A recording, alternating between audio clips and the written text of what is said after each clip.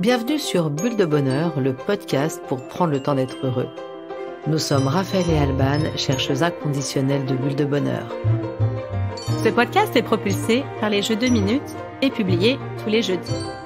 Aujourd'hui, nous vous partageons l'épisode numéro 43, « Je distribue de la tendresse ». Mais avant de commencer, merci pour tous vos encouragements. Vous êtes nombreux à nous soutenir et à nous dire combien ces bulles de bonheur sont sympas à écouter.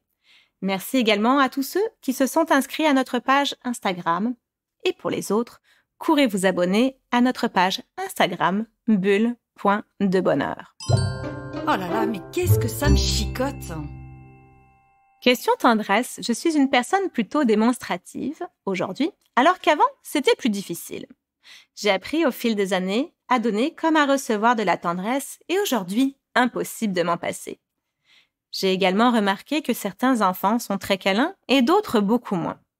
Et là, ça me chicote. La tendresse est-elle naturelle, nécessaire et au final, qu'apporte-t-elle? La tendresse nous fait un bien fou, car elle nous renvoie à des images de douceur, de chaleur, de câlin, de confort, à des images de notre enfance aussi. La tendresse est un élément nécessaire au développement cérébral de l'enfant et aussi un geste essentiel à notre survie. Selon les experts en psychologie émotionnelle, la tendresse nous permet de créer des liens significatifs et durables avec nos proches. Savez-vous qu'un bébé, s'il n'est pas touché, dépérit? Ça a été observé chez des prématurés ou dans certains orphelinats. Une expérience a été menée par le professeur Saul Schoenberg à l'université de Duke, en Caroline du Nord, aux USA. Cette expérience a privé des bébés rats de leur maman. Ces bébés avaient cependant à leur disposition un environnement favorable à leur développement et de la nourriture. Et pourtant, ces bébés rats se sont purement et simplement laissés mourir. Même Bourvil nous dit que le toucher est essentiel. Et même il le chante. Rappelez-vous de cette chanson où allez l'écouter parce qu'elle est vraiment charmante. « Vivre sans tendresse, on ne le pourrait pas. Non, non, non, on ne le pourrait pas. » Pour Jacques Salomé, la tendresse est la sève de la relation, ce qui fait que deux êtres vivants s'approchent, se rencontrent, se découvrent. Il nous dit « La tendresse est porteuse d'élan de bienveillance. Elle vibre d'une intensité de l'attention et d'une écoute qui touche au plus profond celui ou celle qui va la recevoir. » Et oui, la tendresse est un moyen de connexion. C'est un des moyens le plus simples de montrer son affection. Pourtant, dans notre quotidien agité, nous pouvons oublier de nous arrêter, de prendre un moment simple pour nous offrir ces instants de tendresse. Malheureusement, la tendresse peut être associée à des peurs et à des préjugés. Jacques Salomé nous dit « Nous sommes dans une culture, dans une civilisation où la tendresse paraît redoutable, car elle est associée à une possible érotisation des relations et à une crainte plus ou moins développée de la dépendance. » Aussi, c'est à noter que dans certaines familles, la tendresse s'exprime peu. Ça peut être culturel, par habitude. La pudeur, dans ces cas-là, prend souvent le dessus. Comment se manifeste la tendresse? Alors la tendresse se compose de nombreux langages, autres que le langage verbal. Rappelons-nous que presque 70% de la communication est non verbale. Alors ça peut être le langage du regard, du toucher, de l'odeur, de la proximité physique et aussi le langage de l'intention, c'est-à-dire vouloir du bien-être, du mieux, du doux à soi-même et à l'autre. La tendresse se loge donc dans tous ces petits gestes qui vont accompagner, donner, transmettre, soutenir. Elle peut se manifester par le toucher, une main sur une épaule, une caresse, un câlin, une étreinte, mais aussi par d'autres langages corporels, comme un regard attentif, une respiration qui s'accorde à la personne qui nous est proche, un ton de voix chaleureux, chaud, doux. C'est aussi prendre la main de celui qui souffre. La tendresse, elle est source d'ocytocine. L'ocytocine, souvent appelée l'hormone de l'amour. Elle est sécrétée par l'hypophyse lors de stimulations sensorielles douces. La tétée, des contacts tendres, des caresses, un baiser, un orgasme, le simple contact de l'eau chaude. Cette production d'ocytocine se fait également sans contact physique, comme un simple échange de regards, l'évocation des êtres que nous aimons ou encore être dans une ambiance harmonieuse. Si l'ocytocine est reliée à l'attachement des parents pour leurs enfants, à l'attachement des couples entre eux, elle favorise aussi de façon plus générale les relations sociales. La tendresse stimule la production de sérotonine. Les étreintes provoquent la libération d'endomorphine et de sérotonine dans le sang. Ça donne du plaisir, ça va atténuer la douleur et la tristesse. Ça permet de lutter contre l'hormone du stress, le cortisol, et ainsi baisser la tension artérielle et améliorer notre sommeil. Ça va même jusqu'à prolonger notre vie. La tendresse envers les animaux de compagnie ont un effet apaisant qui réduit les niveaux de stress. L'étreinte prolongée élève donc le niveau de sérotonine, améliore l'humeur et crée du bonheur. Savez-vous qu'il faut 20 secondes d'étreinte, de caresse, de tendresse pour que toutes ces hormones viennent inonder notre cerveau et calmer notre stress. Allez, je change de regard. Et si je décidais de mettre plus de tendresse dans ma vie? On avait fait un petit focus sur le câlin dans notre bulle de bonheur numéro 29, mais nous allons aller plus loin et voir en détail tous les bienfaits du toucher. Commençons tout d'abord par le contact physique avec les enfants. Le toucher, c'est donc ce premier sens que l'on acquiert, et c'est aussi le dernier qu'on va perdre d'ailleurs. Le toucher, c'est le transmetteur de tendresse le plus connu et le plus utilisé. C'est un puissant moyen d'expression qui est tellement nécessaire pour tous les bébés et les enfants. Un bébé reconnaît ses parents tout d'abord par contact. À notre naissance, le contact de notre famille nous montre que nous sommes aimés et uniques. La confiance et la tendresse de nos premières années sont encore présentes dans notre système nerveux d'adulte.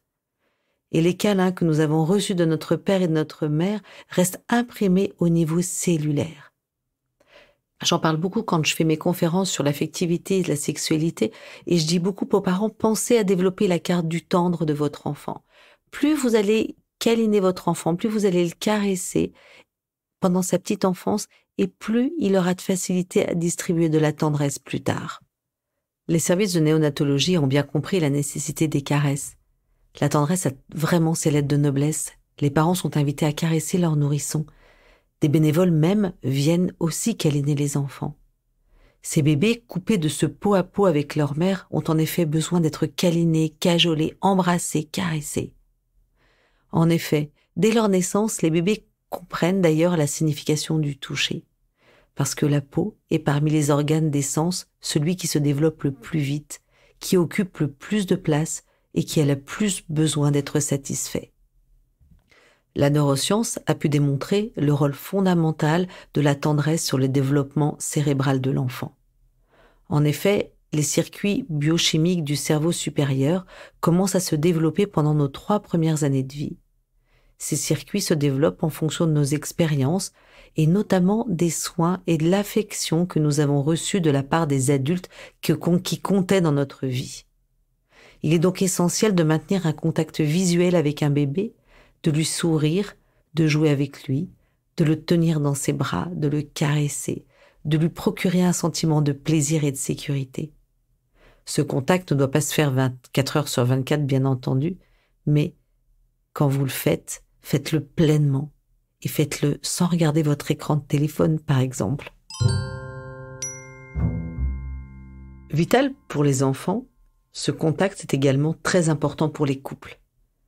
Et contrairement à ce que certains pensent, ça ne se limite pas aux relations sexuelles.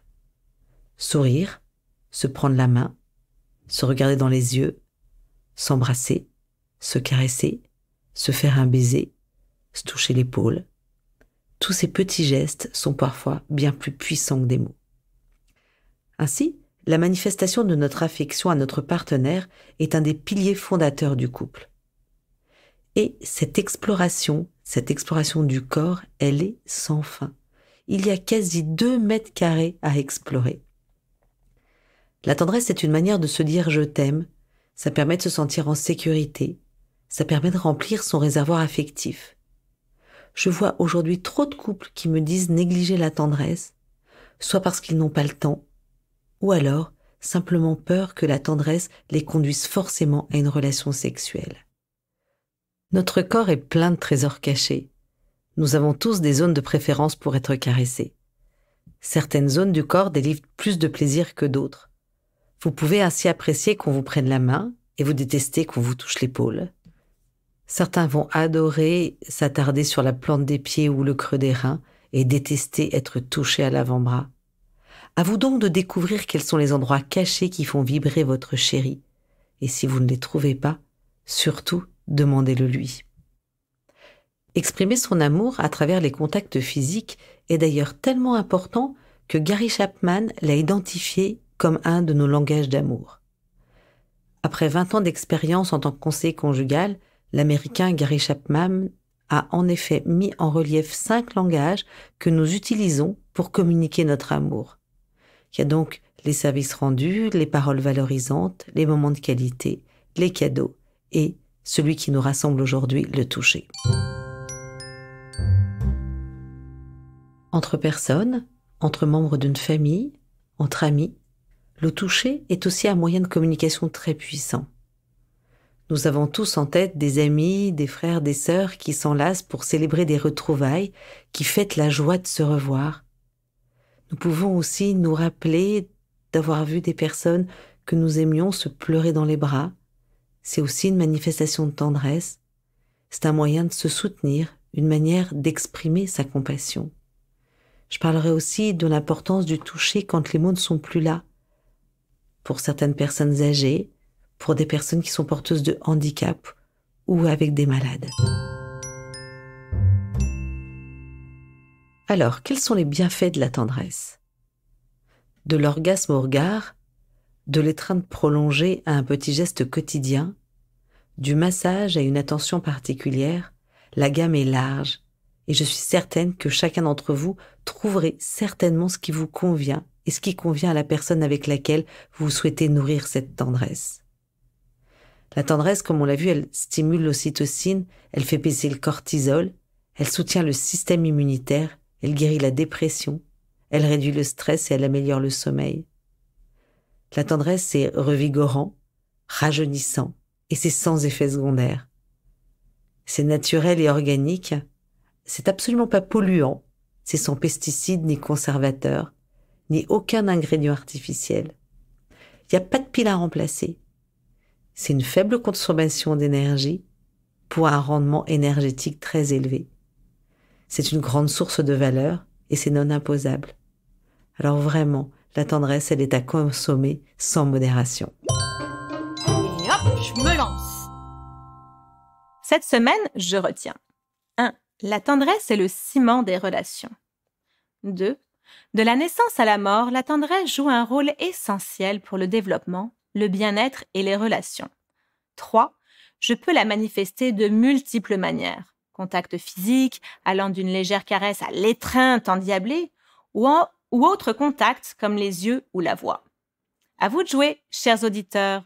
2 minutes pour réfléchir à 3 gestes de tendresse que vous appréciez, à partager avec ceux que vous aimez.